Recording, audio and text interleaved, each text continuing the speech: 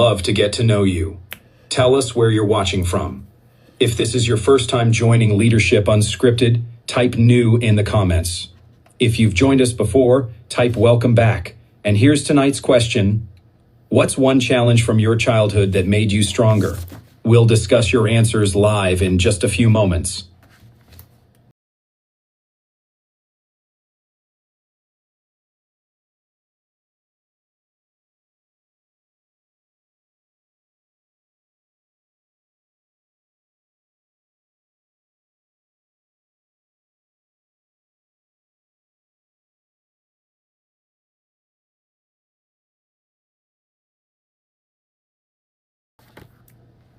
Our topic for tonight: are we raising strong children or fragile adults? Are we raising strong children or fragile adults? A child who never hears the word no, never loses, never struggles, never fails. Would they become stronger or more fragile? Tonight on Leadership Unscripted, we're asking one question every parent, teacher, and leader needs to answer. Are we raising strong children or fragile adults? Join me live at 8:30 p.m. This conversation could change the way we prepare the next generation.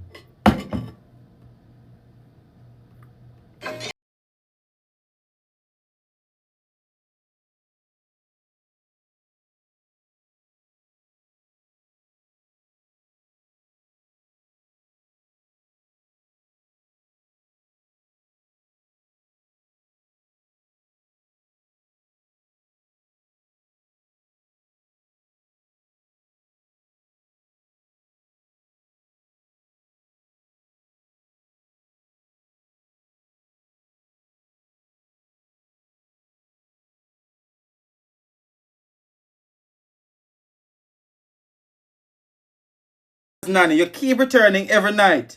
This sound is for you, boys, Nanny. This one is for you. It's coming up. Wait a minute, it's coming up.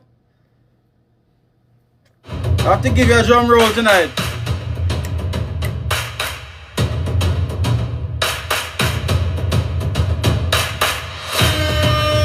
Alright, boys, Nanny. Thank you for returning. Thank you for tuning in every single night. I appreciate you.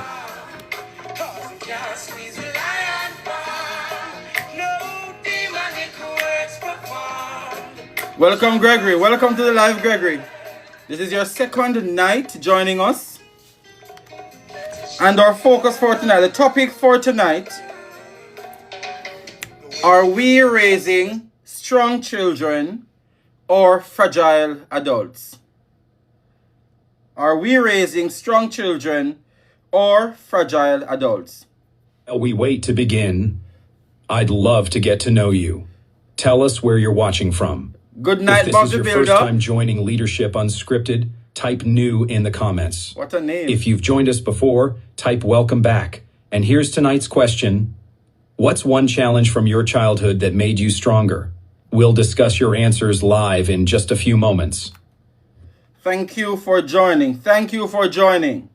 Thank you so very much to everyone who is on the live already. Our topic on Leadership Unscripted tonight is: are we raising strong children or fragile adults? And I see Dav join the live. Dav is on here every night. So Dav deserves a big welcome as well. This is for you, Dav. This is for you, Dav.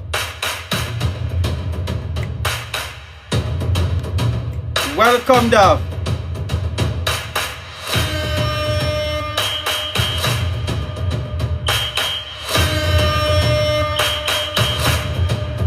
All right, Dav, that one is for you. Thank you for joining in, and thank you for being here every single night. Our topic for tonight: are we raising strong children or fragile adults? While we wait to begin, I'd love to get to know you. Tell us where you're watching from.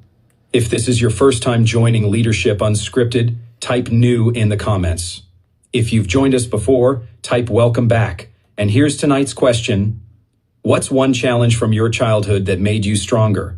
We'll discuss your answers live in just a few moments. Welcome, Latoya. Welcome, Jay. Welcome to the live, and to all of the persons who are joining for the first time tonight. I have a sound for you as well. I have to give you a drum roll. Welcome to the live. Welcome to the live. Welcome. And I see Kaisha. She's on here. She's returning. So Kaisha, because you are a returning loyal viewer of Leadership Unscripted, Kaisha. This one is for you, Kaisha. This one is for you, Kaisha, for returning.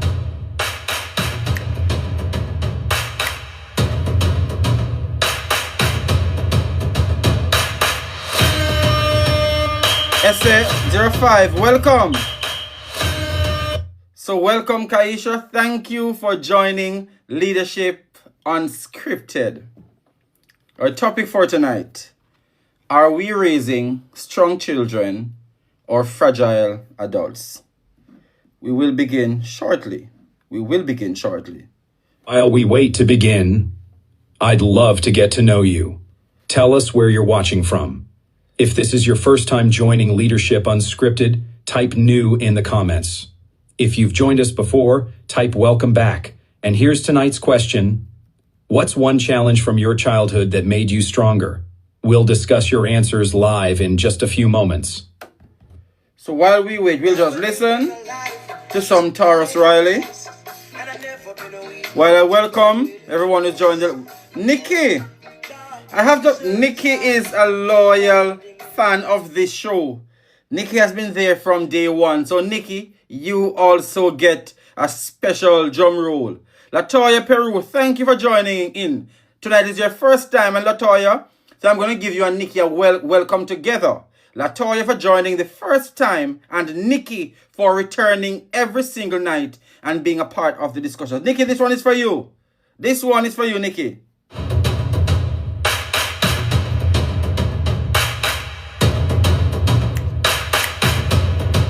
Hear it now, Nikki. All right.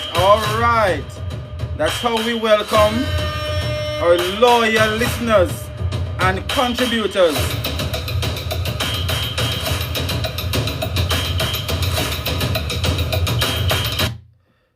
Who did this for? Is this for children or adults on it? For both. Tonight's topic will be for both. Because I have some real good lessons that I'm going to be sharing tonight. We're going to be sharing some insights tonight about the kind of children we are raising. Kendra, welcome to the topic: are we raising strong children or fragile adults? Welcome, Kendra, to the live. Welcome. And Kendra, for taking the time out to join the live. Let me give you a drum roll, Kendra.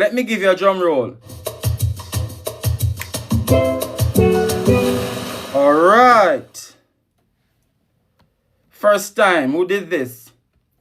Thank you, Nikki. You have been here from day one. So welcome. Who did this? Welcome, Nikki. Latoya, welcome again. You are going to enjoy tonight's show. I can guarantee you that. Kaylee, welcome. Victorian girl, welcome. Kaisha, welcome. Boys Nanny, welcome. Dav, welcome. Bob the Builder, welcome. Welcome to the live. I see we have 14 people on live. What I realized is that every night, Casimiric, welcome. SYM, welcome. And you guys have been here with me every single night from the first night. So let me give you the official welcome.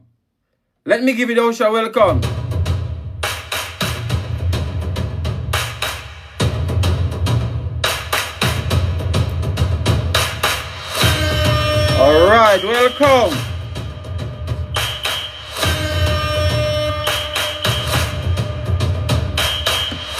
So let me see you liking the live. While we wait to begin, Let me see you liking the live.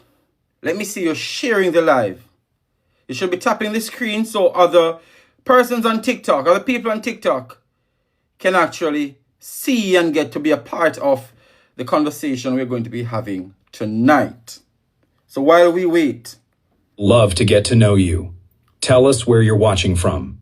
If this is your first time joining Leadership Unscripted, type new in the comments.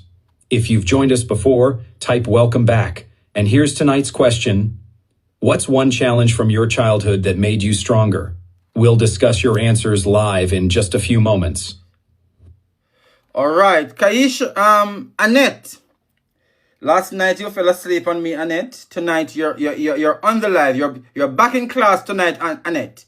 You're present tonight, Annette. So guess what, Annette? You deserve a welcome, Annette. Let me give you your welcome, Annette. Let me give you your welcome, Annette. Listen to this, Annette.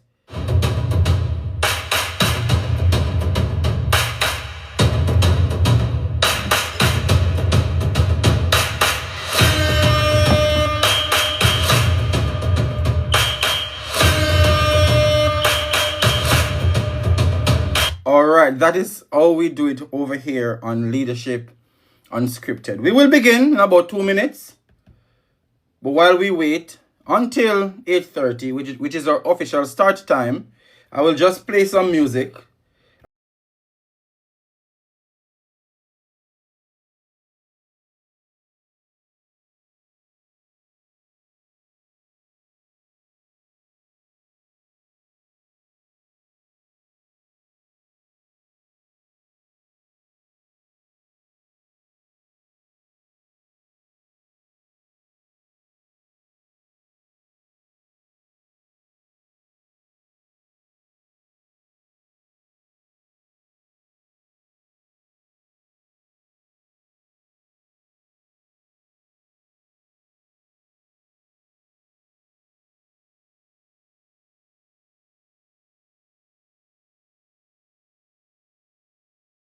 Asking questions which will require you guys to answer, to respond to me.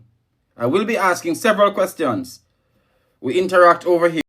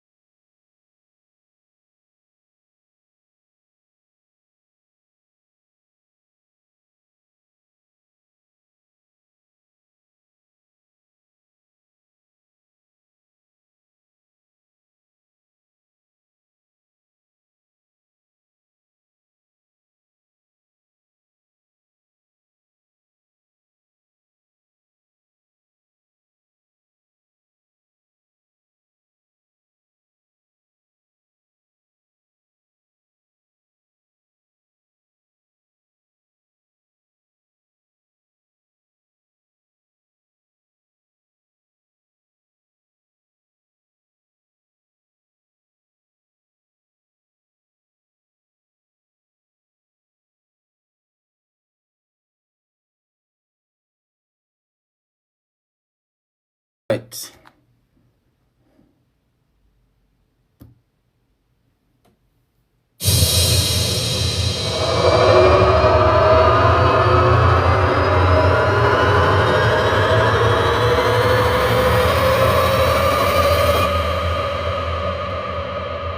Ladies and gentlemen, welcome to the main event.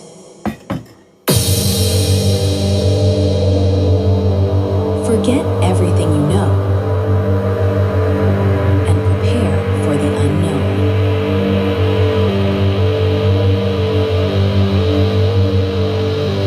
The stars have aligned for this very moment.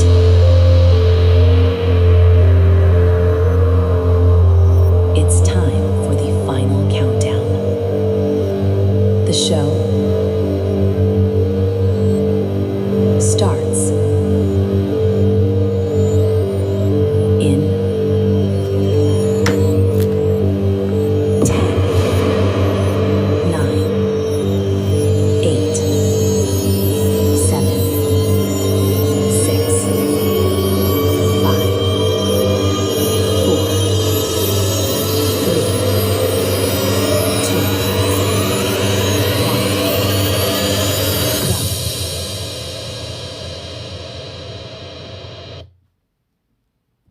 Imagine raising a child who never hears the word no, never loses, never struggles, never fails. Would they become stronger or more fragile? Tonight, on Leadership Unscripted, we're asking one question every parent, teacher, and leader needs to answer. Are we raising strong children or fragile adults? Join me live at 8:30 p.m. This conversation could change the way we prepare the next generation. So good night, everyone. Tonight, I don't want you to answer me out loud. I want you to answer honestly to yourself. Think about the child you love the most. I want you to think about the child you love the most. It might be your son, your daughter, your grandchild, your student, or even the child you used to be. Now ask yourself one question. Am I preparing them for life, or am I protecting them from it?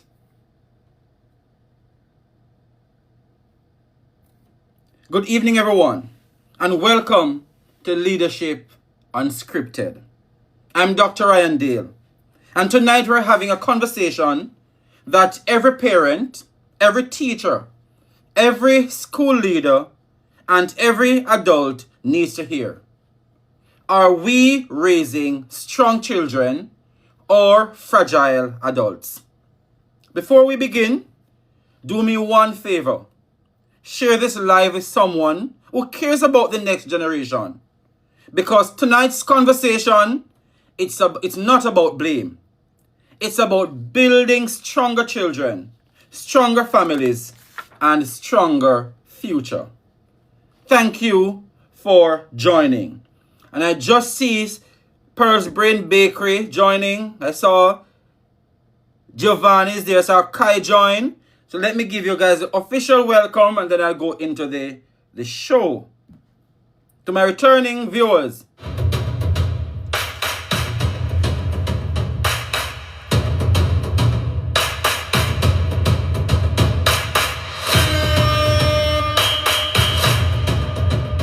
alright, so thank you for joining.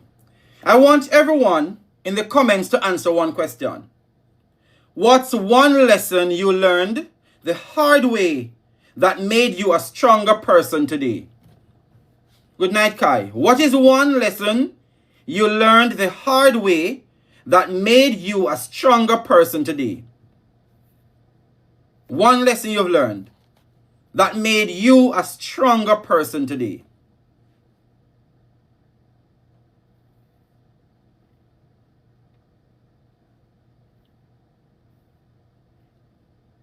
I want to see some responses. What is one lesson you've learned that made you a stronger person today? To never give up on yourself. Good one. Not to take everything personal. That one deserves a drum roll. Let me give that one a drum roll. Esses sonhos têm que ser That one deserves a drum roll. Let me say another one. Not to take everything personal is actually a really, really good one. That's a hard lesson I had to learn as well. Any other comment? So I saw 2, to never give up on yourself. Not to take everything personal. Any other comment there?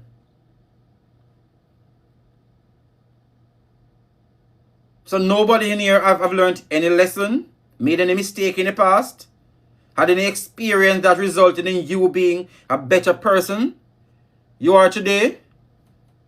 The question is, what is one lesson you've learned the hard way? You've learned something the hard way. What's one lesson you've learned the hard way that made you a stronger person today?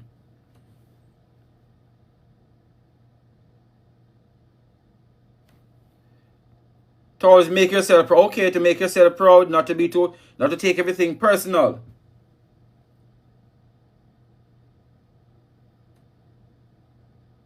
No, the goal of parenting isn't to raise children who never fall.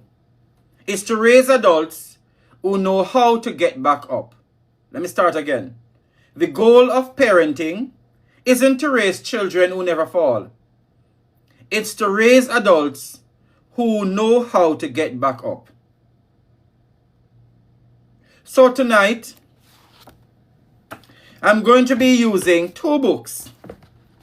Stick to Yourself and the Lord. Good one, Kai. So good. 2 books I want to introduce to you tonight. And I'm going to be using these 2 books to drive the conversation home tonight. Nikki says, not everything that happens to you is about you. So true. Sometimes people's reaction towards you is more about them than it is about you. So true. So true. That's a good one, Nikki. That's a good one. That one deserves a drum roll. But YouTube ads won't let me be great. So the 2 books. George's Journey. I'm going to be using this book tonight, George's Journey, and The Psychology of Fragility. These are the 2 books I will be using tonight. Tonight I want every parent, every teacher, every leader to answer one question honestly. When was the last time you intentionally allowed a child to struggle because you knew the struggle would help them grow? If you're a teacher, a parent, a leader, a caregiver, answer this question honestly to yourself. When was the last time you intentionally allowed a child to struggle because you knew the struggle would help them grow? Latoya says, what persons say about me doesn't determine who I am. So true. That deserves a drum roll. That deserves a drum roll. People can say anything, but what they say does not define you. It's not about you. Yesterday, Pearl, you allowed a child to struggle because you know it is for their betterment. And as parents, teachers, sometimes we must not be too quick to hand children everything they need. Too quick to solve problems for them. We need to show them tough love at times, because it is through tough love that life lessons are learned. If you do everything for them, if you do everything for them, how will they get their independence? How will they become independent if you do everything for them? They wake up in the morning, you hand them everything they need. There's nothing for them to do. They come to school, the teacher teach, and then the same teacher go back around and you're sitting beside them, you're literally holding their hand. At what point do we release responsibility to them, watch them struggle, and problem solve for themselves? So that was the reason for that question. So I'm going to ask another question. Who has the greatest influence on building resilience? Is it parents, teachers, coach, or life itself? Which one? Who has the greatest influence on building resilience? Is it parents? Is it teachers? Coach? Or is it life itself? Let me hear some responses, because my answer may surprise you. Who has the greatest influence on building resilience? Let me hear the responses. Let me see the responses. When you're building resilience in a child, who has the greatest influence? Is it parents, teachers, coach, or life itself? When you're building resilient children, children who can problem solve, children who are independent, children who don't run to adults to solve everything. They sit and they try to figure things out. Children who don't give up easily. When we're building those children, who has the biggest influence, the greatest influence? Is it their parents? Is it their teachers? Is it their football or track and field coach? Or is it life itself? Latoya says parents. Annette says life. Any other response? It's Latoya, life itself. Sky says teachers for sure. And the reality is, let me wait on one more comment. So that's all life, parents, life itself, teachers. But guess what? It is all of the above. It is all of the above. It is all of them.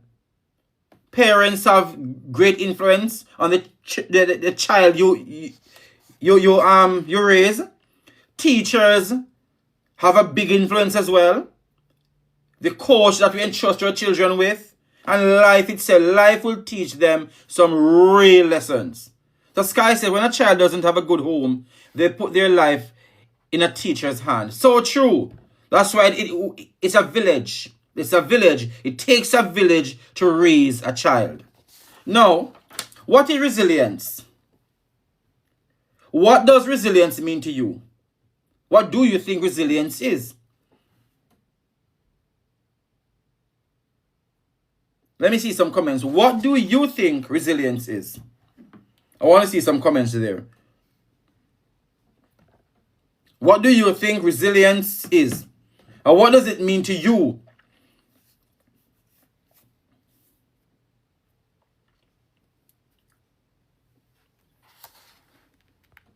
So resilience isn't pretending that everything is okay. Resilience is learning how to recover when life isn't. Let me go again. Resilience isn't pretending everything is okay. Resilience is learning how to recover when life isn't. And I'm going to give you my first scenario tonight. A 7-year-old child wants to learn to ride a bicycle. Dad removes the training wheels. The child falls, cries. Dad says, "Get back on." Mom says, "Maybe they're not ready." Grandma says, "Put the training wheels back on." Let me read the scenario again. A 7-year-old child wants to learn to ride a bicycle. Dad removed the training wheel. The child falls, then started to cry. Dad says, "Get back on." Mom says, "Maybe they're not ready." Grandma says, "Put the training wheels back on." My question to you, who is right? Is it mom? Is it dad? Or is it grandma? Who is right? If we're building resilient children, you agree with, Annette says she agrees with dad when dad says, "Get back on." Dad, Sanet says dad.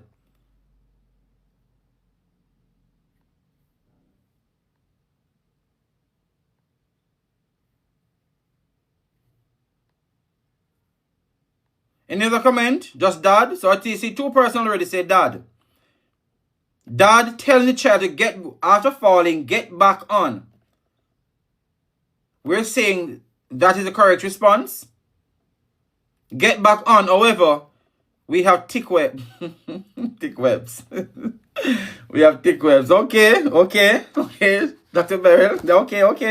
Okay, Dr. Beryl. Okay, I see that one. So, what's the greatest risk? Is it, read the scenario again, please. Gregory.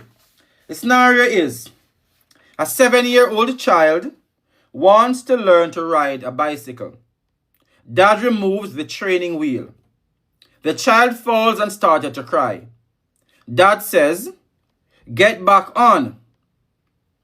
Mom says, maybe they're not ready. Grandma says, put the training wheels back on. Who is right? And I saw two that already. Sandra says to the child, it is not okay without the training wheels, but they will learn to ride without them. Okay. Oh, you did not finish. Be careful of frustrations while support. So true. Be careful of frustration. Falling is not failure. Quitting is.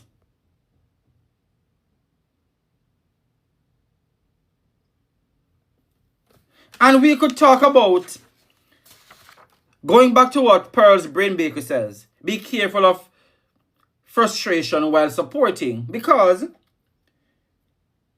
the scenario says a 7-year-old wants to learn to ride a bicycle. It seems to me that it's the first time the child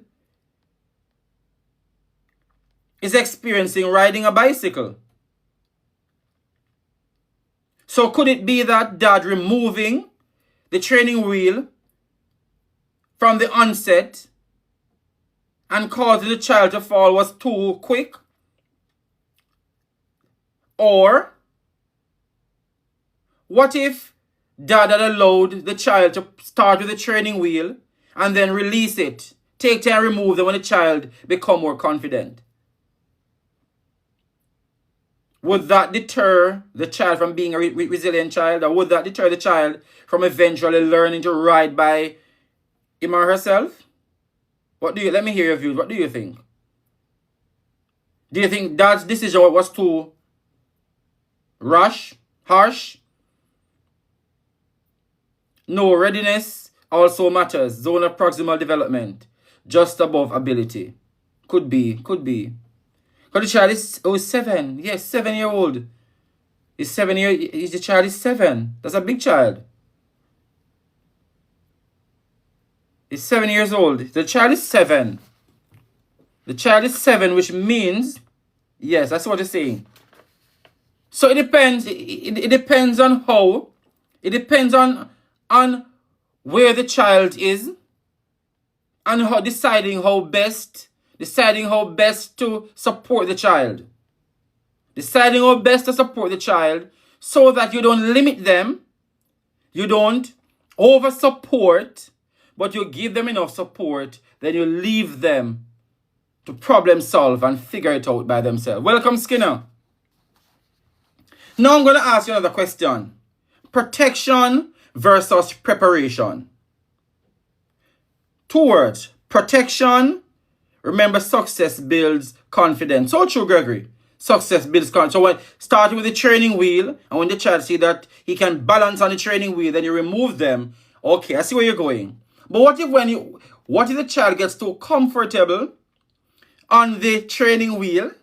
What if the child gets too comfortable on the training wheel, and then when it's time for you to remove them, the child doesn't want you to remove them? The child doesn't want to go on the bicycle because there's no training wheel. So it's finding a balance in knowing when to release support. So we don't over support. We give them just enough to start them, but then we gradually remove support and allow them to figure things out. Guide them towards figuring things out. 32 words. Protection versus preparation. Dr. Boyle is asking for my clappers tonight. Dr. Boyle, every night I'm coming with something new. So protection versus preparation. And I want to ask you this question. Can we protect children so much that we accidentally fail to prepare them? Gregory says, allow the child the latitude to make the final discussion as to when they should be removed. You think so? Do you think so, Gregory? Allowing the child. So what if the child never make that decision to come off that training wheel? What if the child gets so comfortable they decide they don't want you to remove the training wheel? Have you ever walking past or driving past some houses on the road and you see some big children riding bicycle with training wheels still on? Or you see some mothers in the supermarket with some big hardback children pushing down around in strollers. Another one. I've seen a big year 2 child still on breast, still asking for milk from the mother's breast. What if we oversupport? What if we don't know as parents? Because as parents you love them, you know. And when that parental instinct, especially mothers, those motherly instincts kick in. When those instincts kick in, and you get overprotective, and this mothering starts. I've witnessed so many things. I've seen parents walk with children from reception all the way up to grade 6. Every day, every morning, parent walk the child to class. And every lunch I have experienced when I was teaching. A parent come to school every day, drop the child every morning, carries the child bag from year 1 to year 6. And then every lunchtime the parent turn up to the hall to sit beside the child and have lunch with the child and feed that child until the child graduated from primary school. That child had no independence. Grandma was always there. I have witnessed that. So as parents, you need to know when to remove the training wheels. So the question is, can we protect children so much that we accidentally fail to prepare them? Parents live through the child. So true. So true. And it happened for the 5 years of high school too. I have seen it. Oh, okay, Empress Tracy. Yes, it happened for the 5 years of high school too. Crazy. At what point will we remove the training wheel from our children? At what point will we allow them to figure things out for themselves? At what point will we allow them to start problem solve? And parents, not everything. And I'm not saying you must listen to your child. You listen. Exactly, Annette. You protect them right into fragility. You protect them right into fragility. And that's why I wrote the book Fragility. Fragility is all about mindset. It's all about the way you think. It's all about mindset. You think they cannot do things without you. They can't figure things out without you. And that's so wrong. Sometimes you will see children. I remember when I was a teacher and we used to be in the lunchroom. And the child sit and had her lunch and then looked at me and I looked at her and she looked at me and I looked at her again. And she said, "Sir, what must I do with the plate?" And I said, "Sit and figure it out. Sit right there and figure it out." Because every other children they were through, they were walking over to the bin to throw away their leftover and then taking the plate back to the canteen area. This child sat down asking me what to do with the plate. I said, sit right there and figure it out. Because I wasn't going to tell you that everyone around you is doing what they're supposed to do. Why can't you look and figure it out? Sometimes too, children have difficulties at school. They have disagreements. And as educators, before you jump to solve everything and reprimand, sometimes you can have them talk it out among themselves. Through you use guided question and asking them certain question and letting them figure it out. Let them figure things out. Let them figure out their challenges without you running and telling them everything. Parents, this one needs a drum roll before I address the parents. I'm going to give the parents a drum roll. This one needs a drum roll. What I'm going to say deserves a drum roll. Alright, parents. When children come home with homework, for 85 to 90% of the time when teachers receive back those homework, they're marking the parents' work, not the child work. You sit down and you do the homework for the child. Guilty? Some of you parents.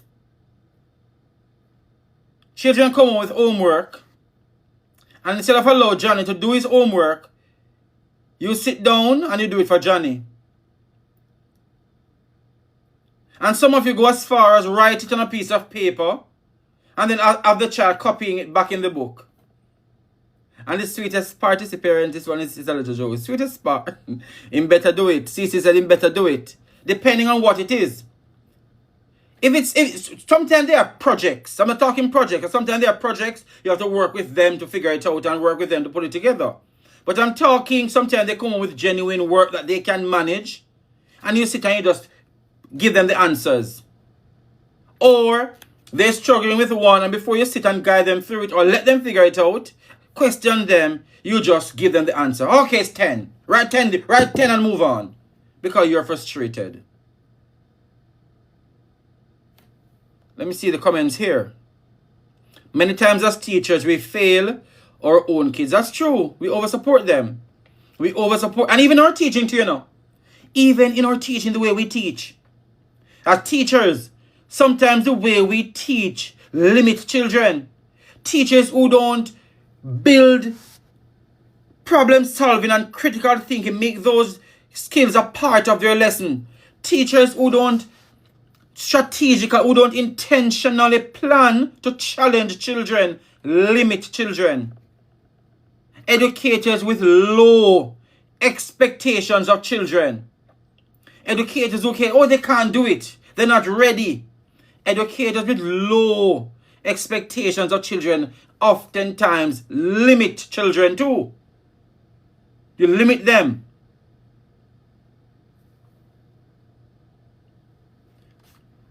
Oh, the sunshine said, no, I'm not guilty.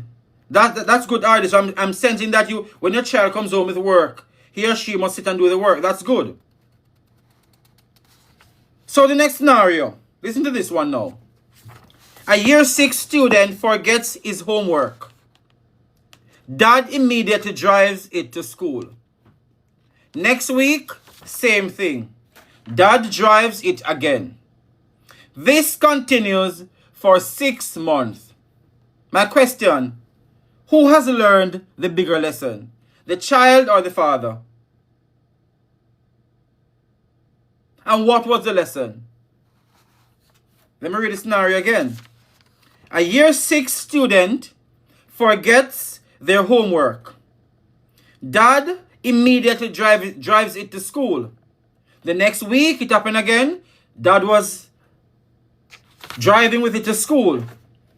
This same pattern continued for 6 months. Who has learned the bigger lesson? The child or dad? Mandy says, child knows he doesn't have to stress about a thing. Because what, Mandy?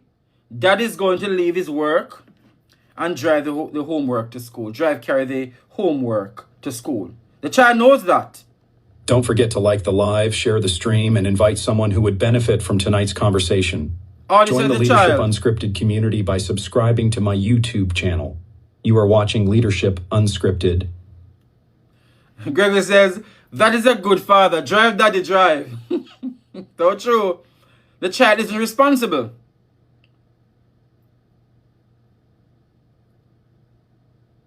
So listen now, so should the school accept the homework?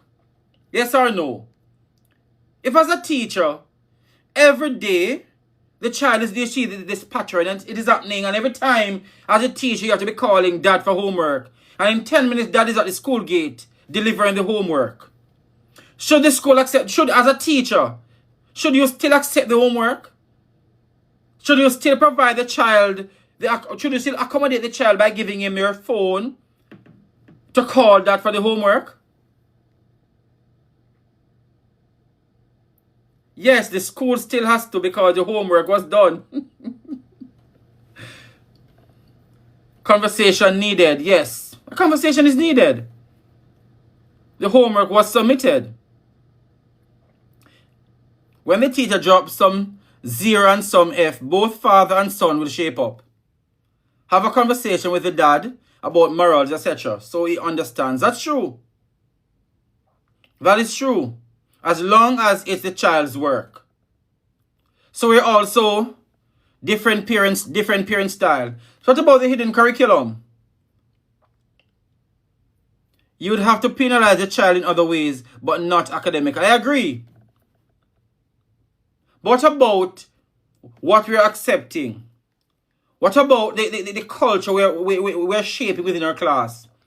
That you turn up to school without the homework while other children come to school with theirs. You turn up to school and you're facilitated all the time to call home for dad to deliver the homework.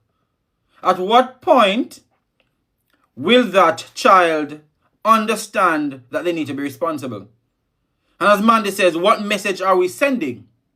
So we're not going to penalize the child, but a conversation is needed. And the day that teacher doesn't allow the child to call home, I bet the child it doesn't happen again. The child knows that teacher will call. Penalizing the goal is not a solution. Clear expectation must be established. So, and I agree with that, Gregory.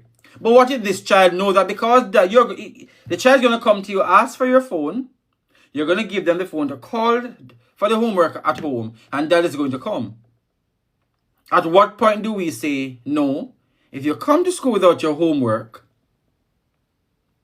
for that day the homework is late, and it will be marked late. We will still mark and give you your grades, but the homework will be marked as submitted late. We must draw some line. And we need to consider this. Must receive consequences. Consequences teach valuable life lessons. And Gregory says the buck stops with the teacher. True. And deduct some points. And Mandy says the teacher should not have allowed it to continue. That means the same should apply to all children. And true. Because what if tomorrow you have 15 children in your class and 10 decide, oh, miss or sir, I left my homework. Can I call mom? Can I call dad? You'll be sitting for 30 minutes calling parents to deliver homework to school.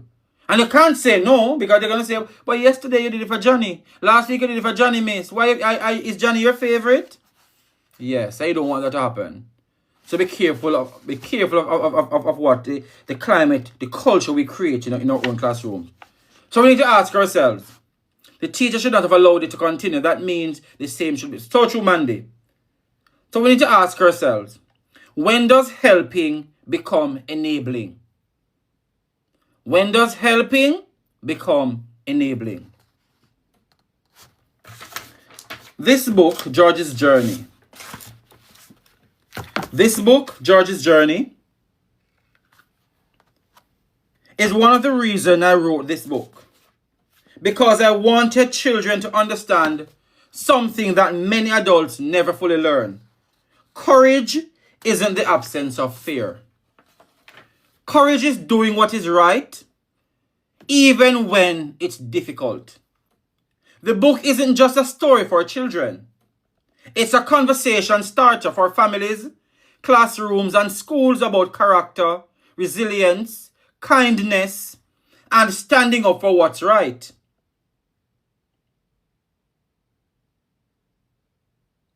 The parents and teachers. And I want this one for, if you have a child, I want this one is for you. What's one lesson you hope your child never has to learn the hard way?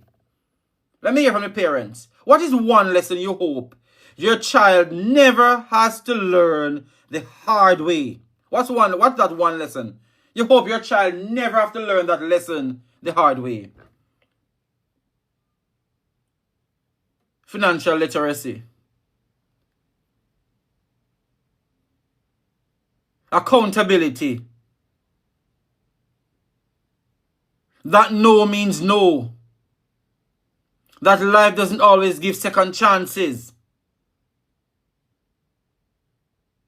that not everything that glitters is gold.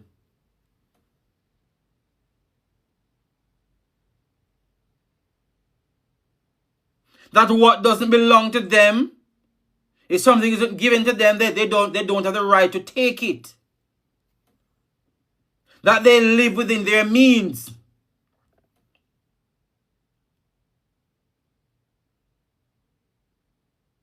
That if you give them a box drink to school, they satisfy with a box drink and don't get jealous because Johnny is drinking supplement. So there are many things as parents you should pray and hope that your child doesn't have to learn the hard way, because life sometimes can be unforgiving and some lessons can be real tough. That social media posts are not always the real lives of people who have most. Let me give that one a drum roll. Let me read it again, Sam Green. That social media posts are not always the real lives most people are living. That one deserves a drum roll. Yes? Yes?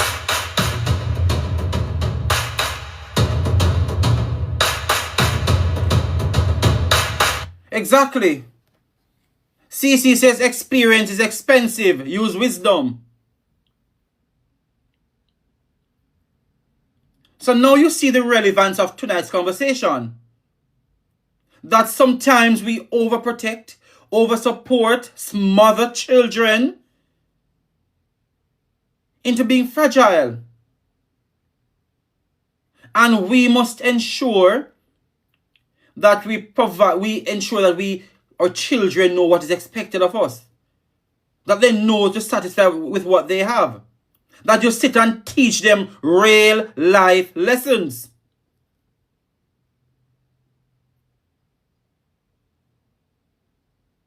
You want him to also have emotional intelligence. So true. So here's another scenario. Here is another scenario. Because I like to use my scenarios to bring home comparison steals joy. So true, Annette. You don't compare yourself with others. You are unique. Not because that child is carrying a spray ground, you're going to come home and stress your parent. You're going to go home and stress your parent to buy you one. Not because that child is wearing Air Force to school, you're going to go home and cry and stress your parent. Say, Johnny at school is wearing Air Force, why can't I get one? And you as parents, sometimes you borrow the money. You take your light bill money, your food money and go and buy expensive things. And you're at home hungry. Spending your last to keep up appearance. It's wrong. And children learn from us. Children learn what they see. Children learn what they see. They might not be saying it, but they're learning. Here's another scenario. Primary school. It's sports day at a primary school.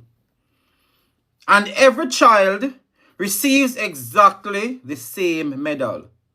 No first, no second, no third.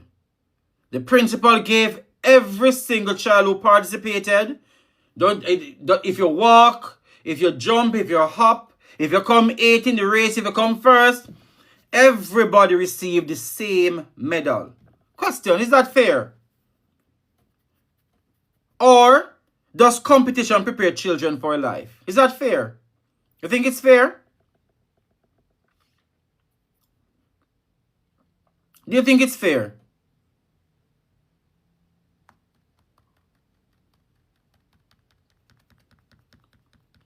Let me see some responses. It's sports day, and every single child receives exactly the same medal. No second, no first, no third. Man, this says everybody is a winner. Oh, everybody is a winner society we live in now. What are we what are we teaching our children?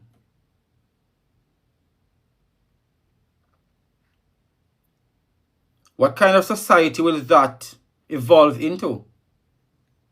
Maybe it's progress medals. Maybe it's teamwork, sports day. But even if it's teamwork, nobody come first. Everybody get the same medal.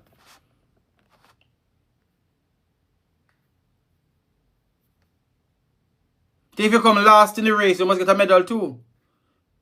If you come last in the race, instead of giving you a ribbon or a certificate of participation, you get a gold medal, similar to the child who came first and the child who came second and third.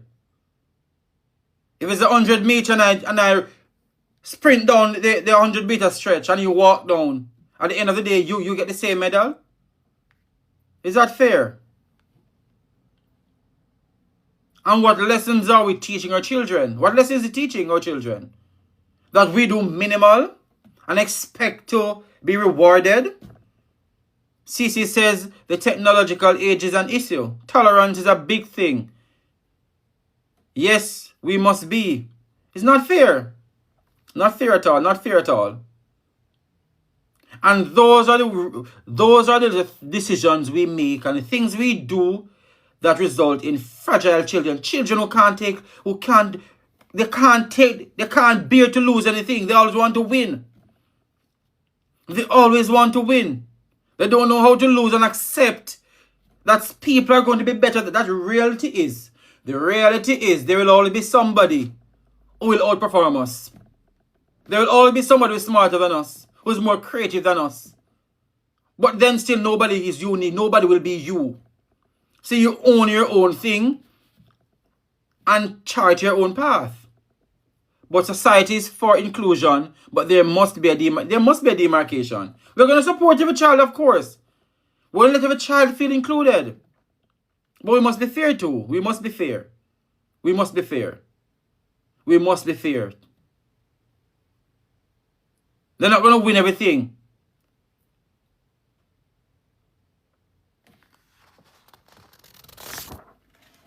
So if everyone received the same award, what lesson have we taught?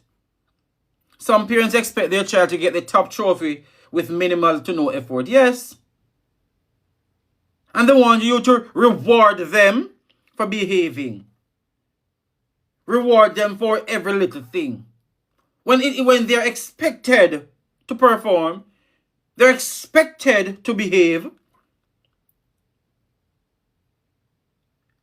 Some of the most annoying experiences I've had is just a parent sitting in front of me and you call them about certain situation with your child. And I hear them saying, what did I tell you? If you behave yourself today, I would bring you to Burger King later.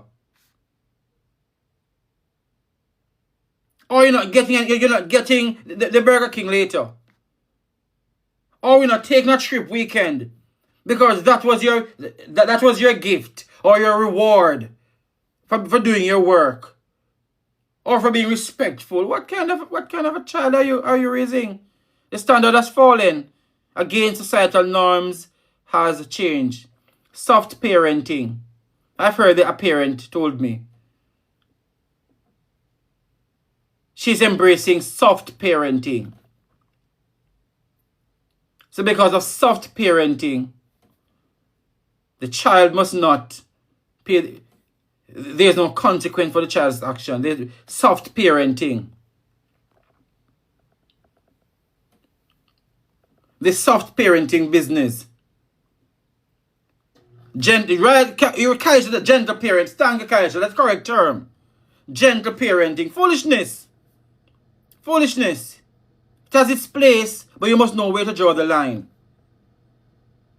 You must know where to draw, because 10, 15 years from now, when you're old and you're on stick, you're going to be sitting down in your old bed, in your rocking chair, on your walking stick. And you're going to say, what did I raise? How did I get it so wrong? Here's another scenario for you. A 16-year-old fails an exam. A 16-year-old failed an exam. Dad blames the teacher. Mom blames the school. Grandparents blame the curriculum. Nobody asks the child, what could you have done differently? My question to you, who is responsible? Is the child, the family, the school, everyone or no one? Who is responsible? A year 6 fails an exam. Dad blame the teacher. Mom blame the school. Grandparents blame the curriculum. But nobody asks the child, what could you have done differently? Who is responsible? Who do you think is responsible in this scenario? Who is responsible in this scenario? Is it the school? Is it the teacher? Is it the curriculum? Is it the child? Who is responsible in this scenario? Don't forget to like the live, share the stream, and invite someone who would benefit from tonight's conversation. So as Lisa says, it depends on the forensics. Cece says the child must be held accountable. What was the study schedule like at home? Sam Green says the family and the child. Most parents leave everything up to teachers. So true. So many variables are at play. True. That's true. So we needed some more context. Hi Liz, we needed some more context. Lisa Ashley says, look at the failure rate of the class, however, parents and child.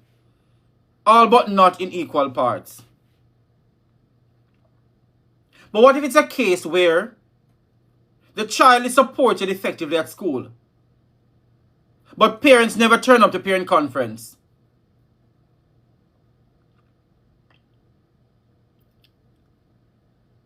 Child shows no interest. Teacher often communicates this with the parents. See, if the child has learning challenge, that's a different story. And if a child has learning challenges, then it is the school's responsibility to provide the appropriate pathway and support for that child. But what if there's no challenge? There are no challenges on the part of the child. So it depends on the context. So we would need context in this to really see who is responsible here. Because it could be the parent if they're not in constant dialogue with teacher, if they're not doing their part at home, if they're not ensuring that there are systems at home to support studying, if they're not dialoguing with the school, if they're not ensuring that homework and everything is completed. It could be the teacher too. If they're not communicating with the parents, your child is not paying attention. Your child needs support in this area. The child shows no interest. Is everything all right at home? And actually, is it a special needs child? And if it's a special needs child, what support system did the school put in place? And as grandparents are blaming the curriculum, was the curriculum appropriate? Was it delivered appropriate? Was it pitched at the right level for this child? Was it adapted? Was the curriculum adapted in such a way that this child can access its content? Was the teacher aware or cognizant or planned for the different learning styles and needs within the classroom? Was the teaching aligned with the exam content? There are a lot of things that could go into this discussion. But that's another scenario. So here's a leadership principle. Resilience grows when responsibility grows. Remember that one. Resilience grows when responsibility grows.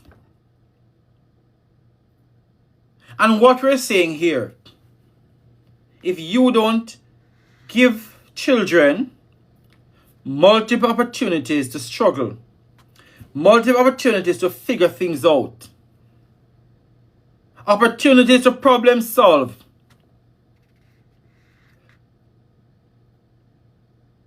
they will not grow to become resilient adults. They will be too dependent on you.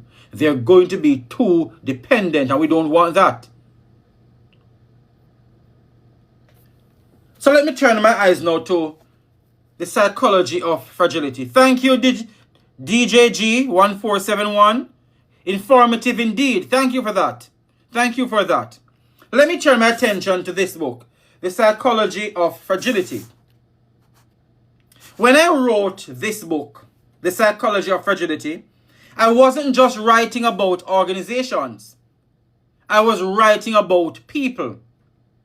Fragility develops when we become uncomfortable with challenge, criticism, disappointment, or failure.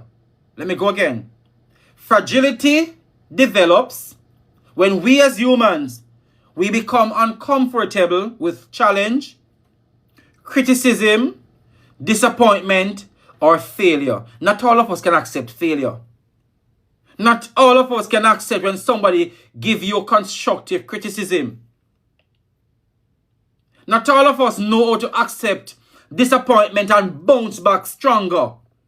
And that's where the fragility comes into place. Our mindset, how resilient we are as adults, and how we are raising children to know when disappointment comes their way, they don't let it define them.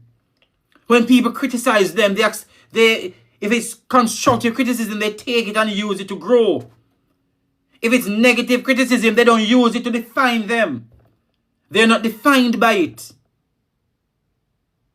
And that is where the fragility and how impactful this book is. Because it speaks about how we think, how we respond to certain things. The strong people aren't people who never struggle. You know that, right? Look at more successful people. Elon Musk and all of those successful people. They struggle. The billionaires, they struggle before they reach where they are. The strong people aren't people who never struggle. Strong people learn how to grow through struggle.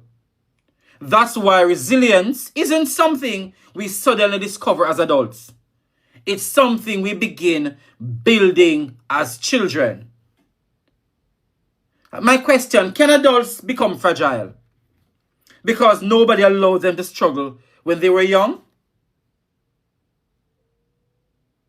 Do you think adults can become fragile? We have some fragile adults because when they were young, nobody allowed them to struggle. Everything they asked for, it was yes. But when they're placed in situations or in environments where they don't always get the yes, then they struggle.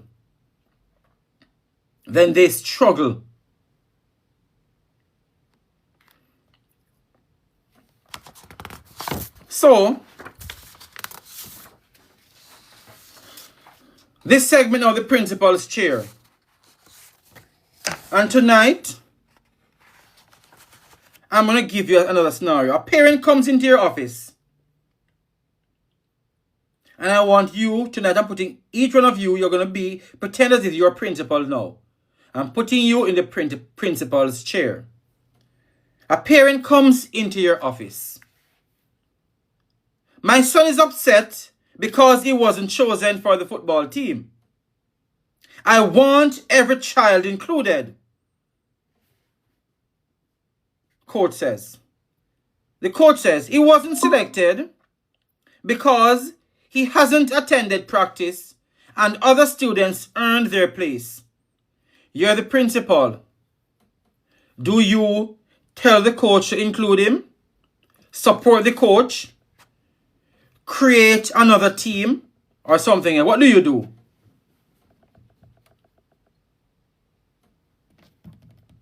So the parent comes into your office. My son is upset because he wasn't chosen for the football team. I want every child included. The coach says he wasn't selected because he hasn't attended practice and other students earned their place. You're the principal. What do you do? Do you tell the coach to include him? Do you support the coach? Or do you create another team? Or you do something else? CC says rules must be followed, must be adhered to. I agree. How do you want to make the team and you're not coming to practice? Tell the parent to try again next year. In the meantime, allow the child to join another team elsewhere. But Mandy, this child isn't going to any practice. Oh, so you're telling the parent to allow the child to join another team elsewhere. Okay. So you're standing with the coach's decision. Your child, the rule is, to be a part of the team, you must come to practice. So as parents, we can't be quick to jump to our children's defense all the time, because we're sending the wrong message. They can't always have it their way. It's not Burger King. They can't have it their way.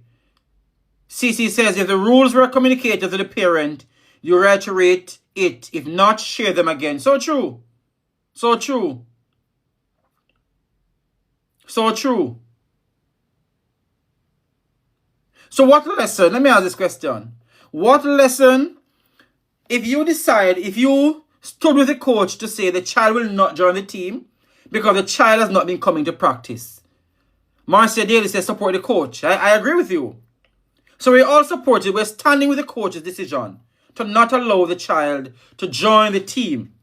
What lesson do you think we're teaching the child?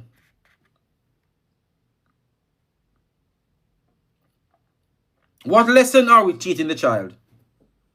Discipline is a lesson here. It is. Thank you, Cece. Discipline is the lesson here. Discipline is a lesson here. You will not be rewarded without putting in the work. So true, Annette. Mandy says discipline. Yes, discipline. You want to be a part of a team. The procedure is you go to practice. You attend all the practice. Just like everybody else. No special treatment. Don't care who your parent is. And as parents, we need to let children know this.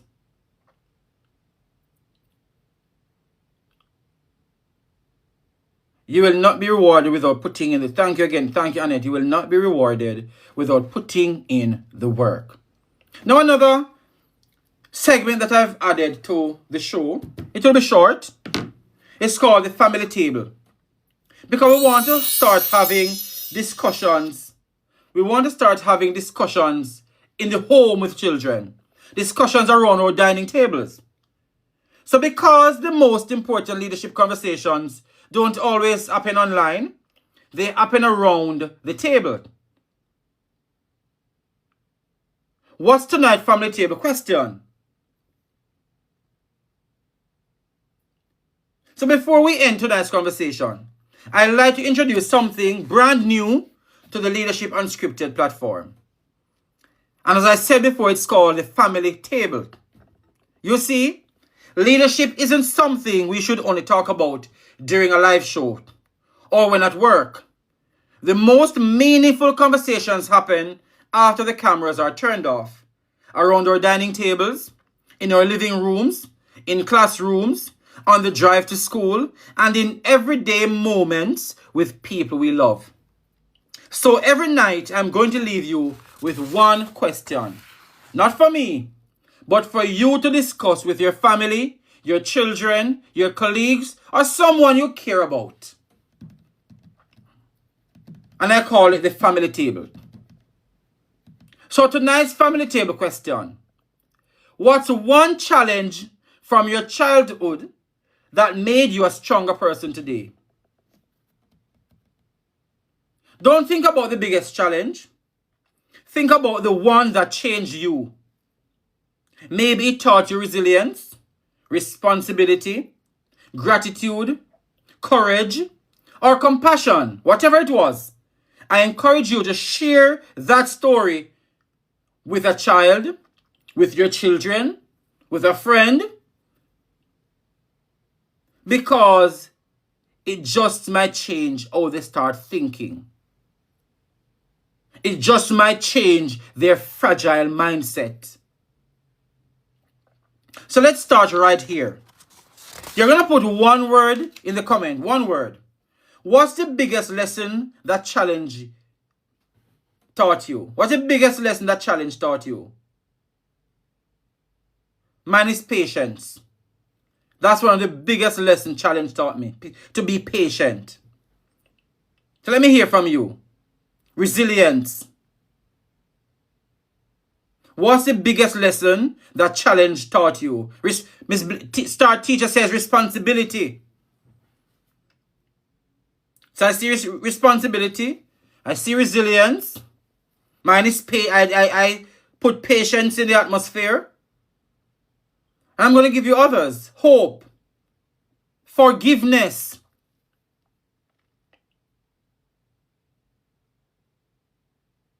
Humility.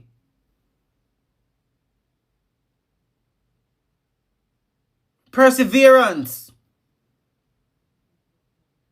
So there are many things that challenge can teach us. CC says never give up. Perseverance. Thank you, CC.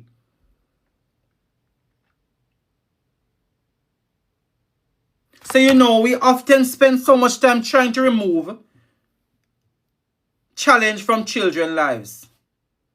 We spend a lot of time trying to make their lives easy, that we sometimes forget. Many of the lessons we value most today as adults came through challenges we never wanted to experience. Let me read again. Grit, and it says grit. Let me read again. We often spend so much time trying to remove challenge from children's lives that we sometimes forget. Many of the lessons we value most today came through challenges we never wanted to experience. So I'm going to hold up this book again. This book is more than a children's story. It teaches children about courage, resilience, and kindness, and learning that difficult moments don't define who we become. They often help shape who we become. So if tonight's family table conversation continues after this live ends, then I hope George's Journey becomes one of the books that helps families keep talking. So here's my challenge. Before you go to bed tonight, ask someone this question. It might be your spouse, your child, your parent or colleague, or even your best friend. What's one challenge from your childhood that made you stronger? You're not going to interrupt them. You're just going to listen. Or you can ask them tomorrow. Because sometimes the most important leadership lesson you'll hear this week won't come from me. It will come from someone sitting across the table from you. And that's tonight, family table. So our responsibility isn't to make childhood easy. Our responsibility is to prepare children for adulthood. Life won't always remove obstacles. So perhaps our greatest gift isn't removing every challenge, but teaching children they are capable of overcoming them.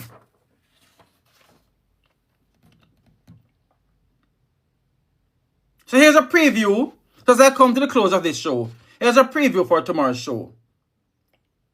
And the topic for tomorrow is, if I could give every school leader one piece of advice. That's my topic for tomorrow. One conversation, one lesson, one piece of advice that could transform the way they lead forever.